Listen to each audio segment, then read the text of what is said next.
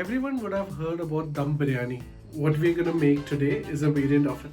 It is called as Dum Porotta. It is layered Porotta along with chicken curry, chicken fry and egg.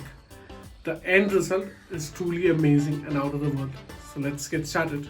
Next to a hot pan, start adding the grated coconuts and also ensure to keep stirring the coconuts while you're dry roasting it, and cook the coconuts until they are golden brown.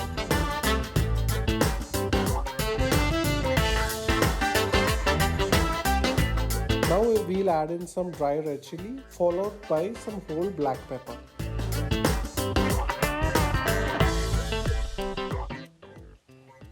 We will also add some curry leaves to this. Once the coconuts are golden brown, let's start in adding the masalas. First some coriander powder, turmeric powder, red chilli powder. Ensure not to burn the spices.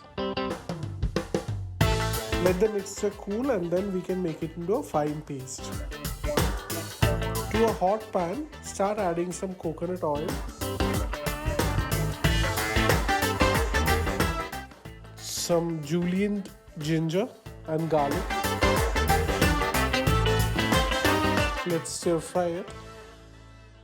We are also adding in some sliced small onions. These small onions are very peculiar in their taste, so we are specifically using these small onions for making the Varathuaracha Chicken Curry. We'll add in some salt so that these onions cook faster and let the onions become slightly golden brown. Next we will add some tomatoes. Let the onions and tomatoes cook for 10 to 15 minutes till the tomatoes are completely soft. The moisture is taken out of these tomatoes. Then we will add in some chicken to this gravy.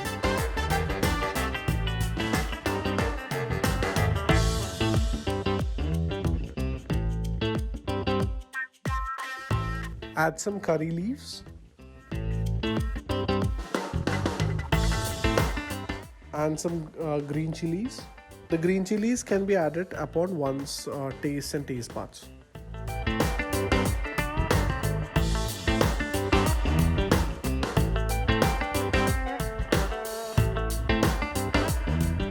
Next we will add in the coconut paste which has been finely pasted and kept. Just ensure to mix it along with the chicken, the tomatoes, the onions very well. And then we will add in some hot water, or you may also add some lukewarm water. Do not add cold water as it changes the taste of the entire gravy. Let us start slowly cooking the chicken along with the gravy. The gravy is getting boiled. You can also check for the salt and then close the lid and let the chicken cook for 5 to 10 minutes. And then finishing off this, we can add in the tadka. Here we are using some dry red chili, some curry leaves, some onions. You can use it as a tadka, and let's finish off the gravy. Next we'll marinate the chicken for more khandi lassis by adding some salt, some pepper, turmeric powder, coriander powder, garam masala and dash of oil. We'll also add some ginger garlic paste, actually quite a lot of it, 1.5 teaspoon, and marinate the entire chicken for almost 30 minutes. You will take a hot pan, to that you add in a little bit of oil, 2 teaspoons of ghee. You can add in the garam masalas, bay leaves, which is the cinnamons, the black cardamom, some green cardamoms, and then saute it for a couple of minutes. Next, for the gravy consistency, we will be adding some onion paste. So what we have done is we have sauteed the onions for a couple of minutes and then made them into a fine paste. Next we add in the ginger garlic paste. Cook Cook the mixture till the raw flavor of ginger garlic is gone. Next, we will be adding some turmeric powder.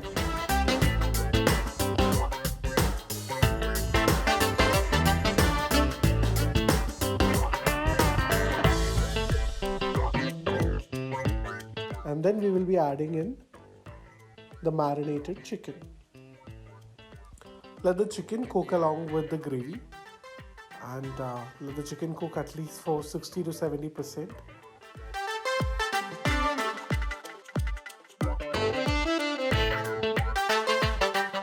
Next, we are going to add in some yogurt, which is being blended along with some coriander, mint, and green chilies. This adds to the flavor of the dish. It also gives the characteristics of the dish. Let the chicken cook along with the gravy.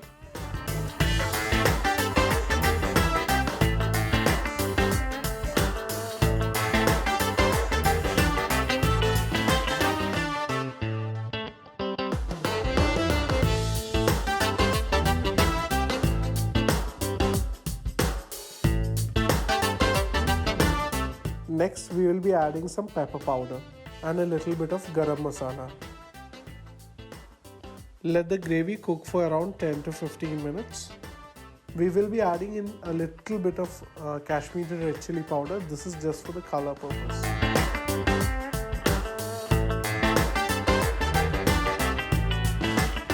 Cover the lid and let the gravy cook for 10 to 15 minutes. You will see that the entire oil has started separating and the gravy has turned into a nice and yellowish in color. Let's start in by marinating the chicken for kebab. We add in the salt, followed by some coriander powder, some red chili powder, Kashmiri red chili powder, some turmeric, it's an organic herb turmeric, some pepper, and some garam masala, and a squeeze of lime. Some ginger garlic paste. And finish it with some oil.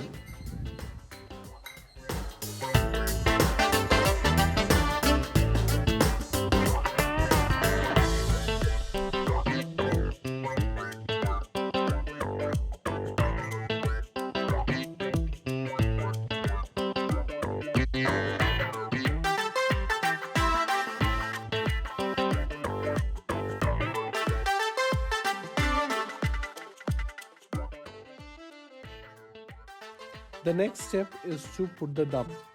For that, we will take a vessel. At the bottom of the vessel, we will place a banana leaf. First, let's put in the Varathuaracha gravy.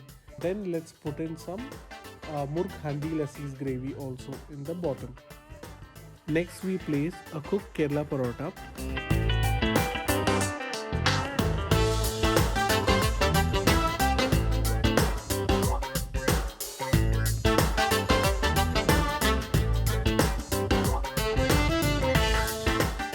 Alongside, we will also be placing some boiled eggs and finishing it with some coriander leaves, mint leaves, and browned onions. On top of it, we start putting the chicken one by one. You can use whatever gravy you would wish to, and in how much ever quantity you wish them to use it.